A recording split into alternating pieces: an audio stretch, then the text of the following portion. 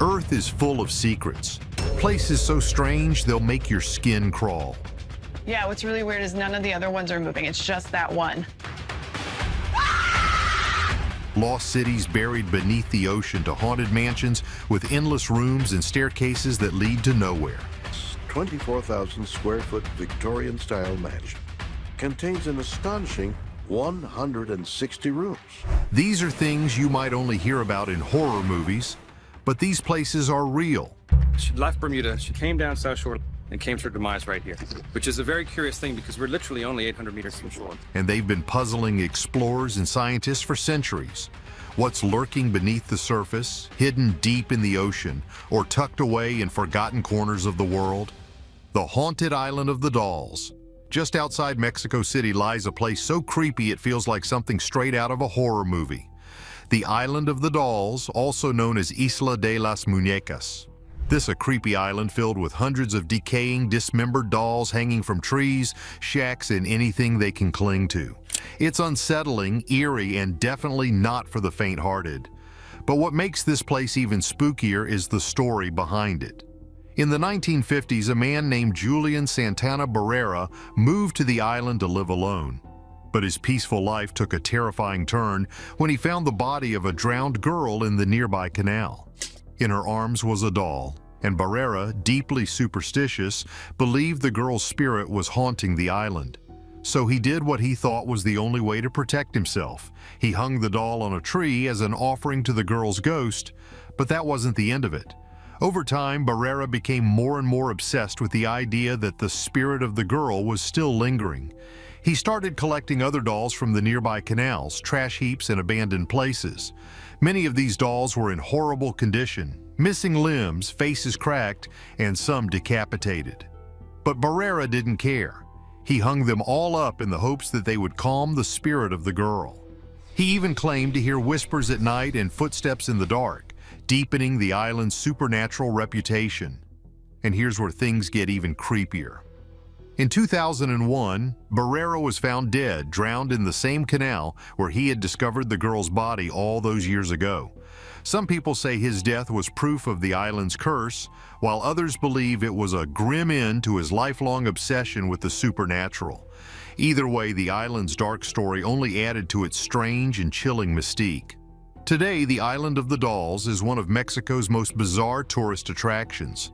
Located in the Xochimilco Canals, a UNESCO World Heritage Site, visitors can take a boat ride through the canals to reach the island. As you float along, you'll pass by the dolls, some in pieces, others barely hanging on to life, but all of them looking hauntingly lifelike. Visitors sometimes leave their own dolls as offerings, continuing Barrera's eerie tradition. And while you might think you can just visit the island and shrug off the creepiness, it's not that easy. Many tourists report strange things happening while they're on the island. Some say they hear whispering voices, while others swear they felt the doll's eyes following them. The island's eerie atmosphere is hard to shake even for those who aren't easily scared. The Lost City of Atlantis. The story of Atlantis is a mystery that has captivated people for thousands of years. It all started with the ancient Greek philosopher Plato, who first mentioned Atlantis around 360 BCE in his writings Timaeus and Critias. According to Plato, Atlantis was an enormous island far beyond the Pillars of Hercules, what we now call the Strait of Gibraltar. This was no ordinary island. Atlantis was home to a highly advanced civilization, rich with resources, remarkable architecture, and grand temples dedicated to the god Poseidon, all surrounded by concentric rings of water and land. But what happened to Atlantis? The story of Atlantis comes down to us from the Greek philosopher Plato. Plato told a dramatic tale of how Atlantis, once a utopia, became corrupted by greed and ambition. The Atlanteans grew increasingly powerful and arrogant, and in the end the gods sent a series of earthquakes and floods that wiped out the entire island. The great city of Atlantis vanished beneath the ocean, and with it a civilization that had seemingly reached the height of human achievement. And from that point on, Atlantis was lost to the ages. While Plato's story is compelling, many still wonder, is it just a myth? Some believe it was nothing more than an allegory, a story Plato used to illustrate the dangers of unchecked power and corruption. But others think Atlantis might have been based on real events. Scholars have pointed to ancient civilizations, like the Minoans, whose sudden collapse might have inspired Plato's story.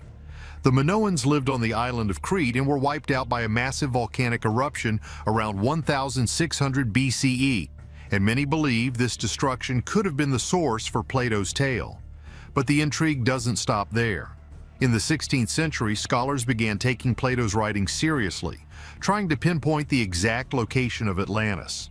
Some even suggested it was the Americas, with thinkers like Francisco López de Gomara proposing that Atlantis could have been a reference to the New World. As the idea of a lost civilization grew, people began connecting the dots between ancient cultures. Theories swirled that the Mayans, Egyptians, and Greeks all descended from the Atlanteans, as if Atlantis had been the birthplace of all human civilization. In the late 19th century, a man named Ignatius Donnelly took the Atlantis story to a whole new level. His book, Atlantis, The Antediluvian World, which was published in 1882, proposed that Atlantis wasn't just a myth, but the foundation for all advanced civilizations. Donnelly even went so far as to claim that the biblical Garden of Eden might have been located in Atlantis. His theories were wildly popular at the time, and he is often credited with reigniting the modern fascination with the lost city. Then, in the late 1800s, occultist Helena Blavatsky expanded on Donnelly's ideas, incorporating Atlantis into her mystical beliefs. But wait, how did Atlantis get so tied to the occult? Blavatsky claimed that the Atlanteans were an advanced race that destroyed themselves in a war fought with psychic powers. Blavatsky's version of Atlantis became hugely influential in spiritual circles, and her theories even caught the attention of Nazi leaders who were looking for connections between ancient civilizations and their idealized Aryan roots. Even though no physical evidence has ever been found to prove Atlantis existed, the idea of a lost city continues to fuel imaginations worldwide. The search for Atlantis continues, with theories suggesting it could be located anywhere from the Caribbean to Antarctica. While no concrete evidence has ever been found to prove Atlantis existed, its legacy endures. Whether you believe in its physical reality or not, the story of Atlantis raises fascinating questions about power, ambition, and the rise and fall of civilizations. The legend of Atlantis may have been lost to time, but the mystery and allure of its story are still very much alive. The Voynich Manuscript. Imagine stumbling across a book that no one can read. Its pages are filled with strange illustrations and mysterious text, and despite centuries of research, no one has been able to decipher it. Sounds like the plot of a thriller, right? But this isn't fiction, it's the Voynich Manuscript, one of the most puzzling and captivating artifacts in the world.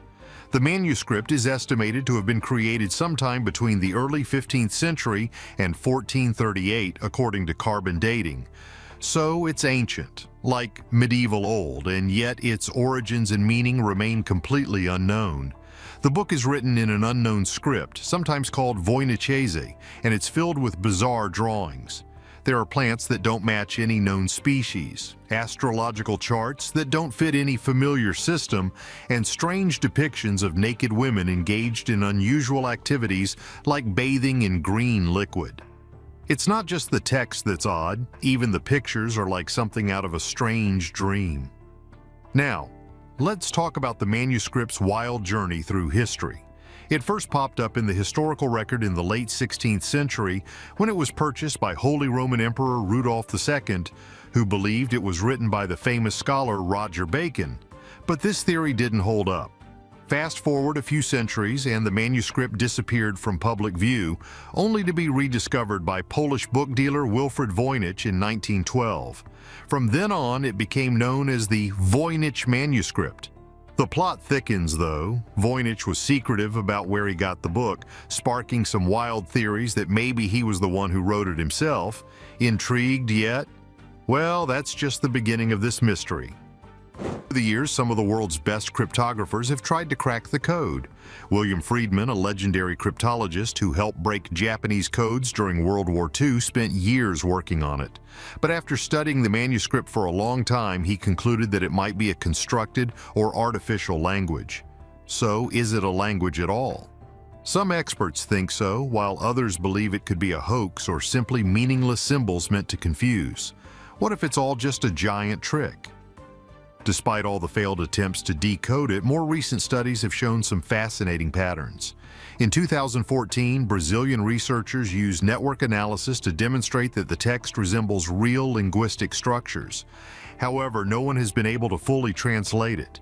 This suggests that it's not just a random jumble of letters, but it still remains a linguistic enigma. The deeper you look, the more questions pop up. Then, in 2020, Dr. Gerard Cheshire, a linguist, came forward with a bold theory. He claimed to have cracked the code, saying the manuscript was written in an early form of Romance language, a precursor to languages like Spanish and French. He even suggested it was created by Dominican nuns for Maria of Castile, Queen of Aragon. However, this theory hasn't been universally accepted, and many scholars remain skeptical. So, is it possible that someone finally figured it out, or are we still chasing shadows? The Voynich manuscript's mysteries continue to captivate people all over the world. Whether it's an ancient scientific text, a cryptic alchemical guide, or something more outlandish, it remains one of history's greatest puzzles. Maybe one day we'll crack the code, but for now, the Voynich manuscript stands as an unsolved enigma, sparking endless curiosity and intrigue. The Winchester Mystery House. The Winchester Mystery House isn't just a mansion, it's an enigma wrapped in bizarre architecture and steeped in tragedy. Built by Sarah Winchester, widow of William Wirt Winchester, the heir to the fortune of the infamous rifle, this strange house began construction in 1886 and went on for 36 years. But what makes this house so fascinating isn't just its size or its odd design, it's the story behind it. After Sarah lost her husband and infant daughter, she was grief-stricken and turned to a spiritual medium. The medium's message: the spirits of those killed by the Winchester rifle were angry and they were out for revenge. The only way to calm them down was to build a house and never stop building it. So that's exactly what Sarah did. The house grew into a maze of over 160 rooms, and that's just the beginning. Some staircases lead to nowhere. Doors that open to blank walls and windows that look into other rooms. It's like something out of a dream, or a nightmare, depending on how you see it. The idea was to confuse the spirits, to make sure they couldn't find their way to Sarah. Sounds a little crazy, right? But the legend has persisted for over a century. Sarah didn't just rely on superstition, though. She was also a product of her time and embraced the spiritualist movement, consulting with mediums to guide the house's construction. Every design decision, from hidden doors to winding hallways, had a deeper spiritual meaning. But it wasn't all just strange architecture. Sarah's mansion also had modern features, like 3 elevators and plumbing, which was pretty cutting edge back then. Then, in 1906, disaster struck. The San Francisco earthquake rocked the region, causing massive damage to the house. But instead of halting construction, Sarah simply left the destroyed areas as they were and continued building in new directions. Was she following the spirit's demands, or was she just stubbornly refusing to accept death and destruction? It's impossible to say, but it only added to the mansion's growing mystery. When Sarah passed away in 1922, the house was still incomplete, but it had already earned a reputation as one of the most haunted places in the United States. Today, the Winchester Mystery House attracts thousands of visitors every year, all wondering the same thing. What drove Sarah to build this strange mansion? Was it to protect herself from angry spirits or something deeper? The mansion remains a lasting symbol of obsession, grief, and the supernatural. The Zodiac Killer's Final Cipher. The Zodiac Killer's ciphers have haunted the public for decades. Every time a new clue is uncovered, it's like unwrapping a piece of a nightmarish puzzle, but one that has never been fully solved. Of all the codes he sent to the media, Z340 became the stuff of legend. For 51 years, it remained unsolved, leaving cryptographers, law enforcement, and the public in suspense. Then, in December 2020, an incredible breakthrough happened. A team of experts finally cracked it. The Z340 cipher had puzzled even the most experienced minds, but with the help of new software and fresh techniques, the code was finally decoded. The message was chilling. The Zodiac Killer, mocking the authorities, taunted, "I hope you are having lots of fun trying to catch me." He even went on to say that he wasn't afraid of the death penalty because, in his mind, it would only bring him closer to paradise. The killer's sickening arrogance was on full display, and the solution to this cipher brought both closure and a sense of dread.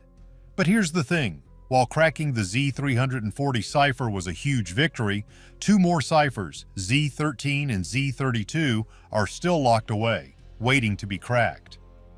So, the mystery wasn't over. And this is where it gets even more intriguing.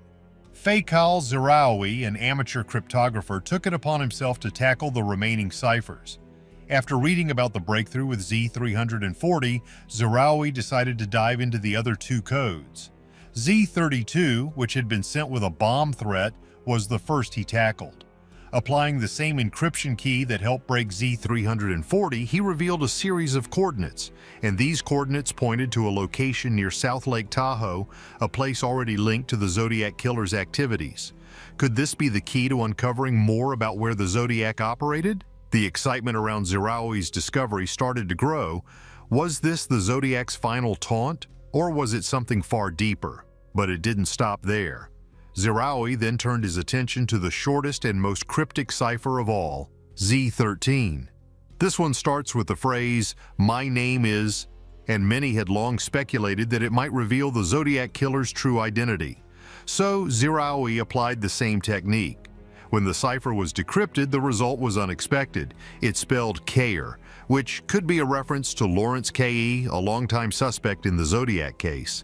The fact that this name appeared in the cipher raised more questions than answers. Could Ziraoui have cracked the code to reveal the Zodiac Killer's true identity, or was it just another false lead? This is where the story takes an unexpected turn. When Ziraoui shared his findings online, his work was met with a mix of skepticism and praise. Some dismissed his quick success as too good to be true, while others pointed to the eerie connection between the decoded message and known Zodiac locations. Ziraoui even sent his findings to the FBI, though to this day, they haven't commented on the validity of his work. Is the Zodiac Killer's identity about to be revealed, or is this just another dead end in a decades-long hunt? While no one can say for certain if Ziraoui's findings are the final piece of the puzzle, the renewed interest in cracking these ciphers has reignited a long-dormant mystery. The Zodiac Killer's codes still captivate, and the possibility of solving them once and for all keeps everyone guessing. Could we finally be closer to uncovering the man behind the mask, or will the mystery continue to linger in the shadows? The Zodiac's final ciphers remain as enigmatic as ever, and the hunt for answers goes on. The Dyatlov Pass Incident. The Dyatlov Pass Incident is one of the most spine-chilling mysteries of modern times. Back in February 1959, 9 skilled hikers led by Igor Dyatlov embarked on a daring expedition to the remote slopes of the Ural Mountains in Soviet Russia. These weren't amateurs, they were experienced adventurers aiming for the highest certification available in the Soviet Union. But what started as an ambitious challenge quickly turned into a nightmare that still baffles the world. By February 12th, the group was expected to send word of their safe return. When no news came, search teams were dispatched. What did they find? Let's just say it's the stuff of nightmares. The hiker's tent was discovered on the snowy slope of Kholat Syakhl, ominously nicknamed Dead Mountain. The tent was ripped open from the inside, and all their belongings were left behind as if they'd fled in a blind panic. Barefoot tracks in the snow led downhill into a dark forest. Over the next few weeks, their bodies were found scattered in hauntingly strange conditions. 2 were discovered near a burnt-out campfire, barely dressed for the freezing cold. 3 more were found further up the slope, as though they had collapsed while trying to return to the tent. But the most unsettling discovery came months later when the final 4 bodies were uncovered in a ravine. They weren't just victims of hypothermia, these hikers had injuries so severe they seemed almost unnatural. One had a fractured skull, 2 suffered chest trauma so extreme it was compared to a car crash, and 1 woman was missing her tongue and eyes. Yet there were no visible wounds on the outside of their bodies. What could possibly explain such a bizarre and tragic scene? Theories have been flying for over 60 years. Some say it was hypothermia-induced delirium, a condition where the cold can trick the brain into thinking it's hot, leading victims to undress and act irrationally. But this doesn't explain the brutal injuries or why they tore out of their tent in such terror. Another leading theory suggests a slab avalanche. Researchers believe a layer of snow may have collapsed onto the hiker's tent, injuring some and causing them to flee in panic. A recent study even used snow physics from Disney's Frozen to recreate how this might have happened. While this could explain a lot, critics point out the hiker's chosen campsite didn't show clear signs of avalanche risk. And then there are the wilder theories. Some speculate the group stumbled into a Soviet military test involving secret weapons or even radiation exposure, which might explain the traces of radiation found on their clothing. Others go full sci-fi, blaming UFOs or supernatural forces.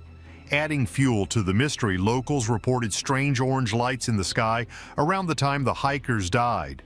So what's the truth behind the Dyatlov Pass incident? To this day, no one knows for sure. Despite countless investigations and modern scientific tools, it remains a puzzle that refuses to be solved. Was it nature, military experiments, or something far stranger? Whatever the cause, the story of these 9 hikers is a haunting reminder of how mysterious and unforgiving the wild can be, and how some answers might stay buried forever. The mystery of the Devil's Sea. The Devil's Sea, also known as the Dragon's Triangle, is one of the most mysterious regions in the Pacific Ocean. Located off the coast of Japan, this area forms a triangle between the Japanese island of Miyake, the Bonin Islands, and Taiwan. Similar to its Atlantic counterpart, the Bermuda Triangle, the Devil's Sea is infamous for the strange disappearances of ships and planes. But what exactly is going on here? Is it just bad weather, or is there something far more sinister lurking beneath the surface? Legends have surrounded this area for centuries. Long before modern technology, ancient Japanese folklore painted the sea as a dangerous place inhabited by dragons. These mythical creatures were believed to stir up violent storms that swallowed entire fleets. In fact, the most famous incident linked to this region happened in 1281 when Kublai Khan's massive fleet set sail to invade Japan. But disaster struck when a typhoon, seen as the work of the divine wind, wiped out the fleet and thwarted his invasion. It's a story so entwined with the region's identity that it sets the stage for the eerie reputation the area holds to this day. So how did this dragon-filled mythology turn into a real-world mystery? Fast forward to the mid-20th century, and the Devil's Sea was still a hotspot for the unexplained. In 1952, the Japanese research vessel Kaio Maru No. 5 vanished while investigating the region, taking all 31 crew members with it. The ship was never found, fueling further speculation about the dangers lurking in the waters. Was it an underwater volcano, a freak accident, or something far more unexplainable? Scientists have their theories. Geologists and oceanographers point to underwater volcanic activity as a major factor. The region sits on the Pacific Ring of Fire, a hotbed of seismic activity, meaning earthquakes and volcanic eruptions are not uncommon. In fact, some suggest that these eruptions can create underwater whirlpools or sudden shifts in water temperature, sinking ships before they even have a chance to react. Others suggest that the area's unpredictable ocean currents and violent storms are simply too dangerous for ships to navigate, even with modern technology. However, there are still those who believe the Devil's Sea has something more to offer than natural causes. Some theories suggest that magnetic anomalies in the area mess with navigational instruments, leading ships and planes off course and into danger. Could it be the magnetic fields are playing tricks on travelers, causing them to disappear without a trace? It's a possibility, though one that remains debated among scientists. Despite all the scientific explanations, the Devil's Sea remains a place of intrigue. Modern advancements in navigation and weather forecasting have made it a lot safer for sailors and aviators, but the region's myth persists. Over the years, the reports of missing ships, malfunctioning equipment, and strange phenomena continue to fuel the story. Perhaps it's the combination of natural forces and a healthy dose of folklore that keeps the mystery alive. What's really out there? Is it simply a dangerous patch of ocean, or is there something more lurking beneath the surface? Today, the Devil's Sea still captures the imagination of many. While most disappearances can be explained away by natural causes or human error, the allure of the unknown keeps the mystery alive. It's a place where science and myth collide, and no matter how many times we try to explain it, there will always be a part of us that wonders about the secrets this vast ocean holds.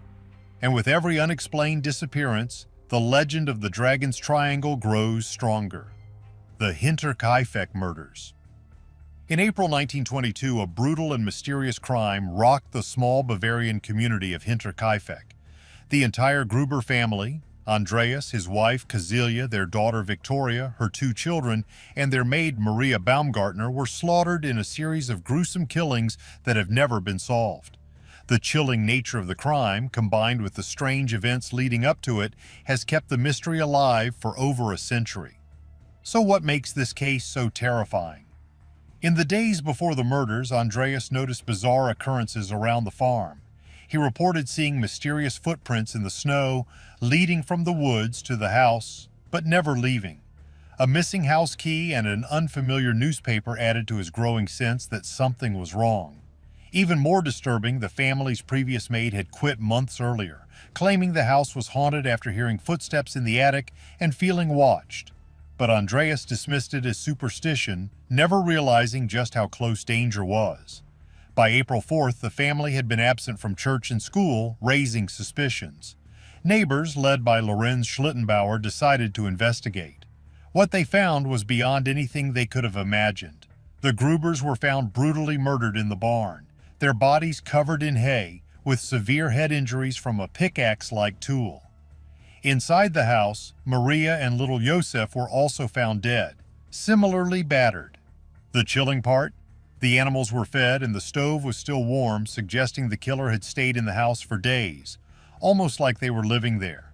Initially, police considered robbery as a motive, but this theory quickly fell apart. No valuables were taken and money was left untouched. That led investigators to suspect someone familiar with the farm. Lorenz Schlittenbauer, who had once been romantically involved with Victoria and may have been Josef's father, became a prime suspect. However, after further investigation, Schlittenbauer was cleared due to a lack of evidence. Over the years, several theories have emerged about the murders. One particularly disturbing idea suggested that Andreas had fathered Josef through an incestuous relationship with Victoria, and that he had killed the family in a fit of rage. However, autopsies revealed no self-inflicted wounds, ruling out the possibility that Andreas had been the murderer. But the most unsettling aspect of the case is the possibility that the murderer may have been living at the farm for some time. Reports of smoke rising from the chimney after the murders, combined with the fact that the animals were cared for, suggest the killer may have spent days, even weeks, in the house after the crime. The killer's chilling familiarity with the property and the fact that no one suspected a thing only deepens the mystery. The Hinterkaifeck murders remain one of Germany's most disturbing unsolved crimes. Who was the killer? What drove them to commit such a horrific crime? The answers remain unknown, but the eerie details of this case continue to haunt those who study it. The missing treasure of Cocos Island. Cocos Island off the coast of Costa Rica is one of the most mysterious places on Earth. Known for its lush jungles and rich wildlife, it's also home to a treasure legend that has captivated adventurers for centuries. And no, it's not just any treasure. It's said to be one of the largest hoards ever hidden by pirates and revolutionaries. But despite countless treasure hunters scouring the island, the wealth remains missing, hidden somewhere on the island's rugged shores. The story starts in 1821 when Peru's colonial government was falling apart amid revolution. The wealthy elite, desperate to protect their gold, silver, and priceless artifacts, entrusted a British merchant ship, the Mary Dear, with their treasures. Under the command of Captain William Thompson, the ship carried gold coins, priceless religious artifacts, and a towering 7-foot golden statue of the Virgin Mary encrusted with jewels. Here's where things take a dark turn. Rather than delivering the treasure to safety, Thompson and his crew chose greed over loyalty. They murdered the civilians and priests aboard, then sailed to Cocos Island to hide the loot. The plan was simple: bury the treasure and return later when things had calmed down. But fate had different plans. The British Navy caught wind of their betrayal, and Thompson's crew was hunted down one by one. Most of the pirates were captured and executed. Thompson, though, vanished mysteriously. What happened to him? Well, that's part of the legend. But Thompson wasn't the only pirate to leave a mark on Cocos Island. In the centuries before, notorious pirates like Edward Davis and Bartholomew Sharp used the island as a safe haven for their stolen treasures. They too are said to have buried gold on the island after raiding Spanish ships in the Pacific. Sharp, for example, allegedly stashed gold taken from the La Santísima Trinidad, a wealthy Spanish galleon. But here's the kicker. Just like Thompson's treasure, no one has ever found this stash either. As if that weren't enough, a new chapter in the treasure hunt came in the 19th century. A man named John Keating, who had inherited a treasure map passed down by Thompson himself, set sail to uncover the hidden riches. Together with his companion William Bogue, Keating found a cave on Cocos Island. Excited beyond belief, the two decided to go ahead and take the treasure, but not without a dark twist. Keating, in a fit of greed, allegedly left Bogue behind in the cave, stealing as much treasure as he could carry. Keating escaped with some jewels, but the island wasn't done with him yet. In the end, Keating never returned to the island, and the treasure stayed hidden. Other treasure hunters tried their luck over the years, but each attempt was met with disaster. From shipwrecks to betrayal, the island seemed to guard its secrets fiercely. In fact, treasure hunting was banned on Cocos Island in 1978 to preserve its delicate ecosystem, but even that hasn't stopped people from chasing the legend. So is the treasure still out there? The answer is unclear, but the legend persists. Cocos Island remains one of the world's great unsolved mysteries, where history, greed, and the pursuit of wealth have collided. For treasure hunters, it's a reminder that some secrets are meant to stay hidden, and Cocos Island may just be one of them. So, what do you think about these spine-chilling mysteries? Which one of these stories did you find the most terrifying? Drop your thoughts in the comments. And don't forget to hit the like button and subscribe to the channel for more creepy stories. Thanks for watching.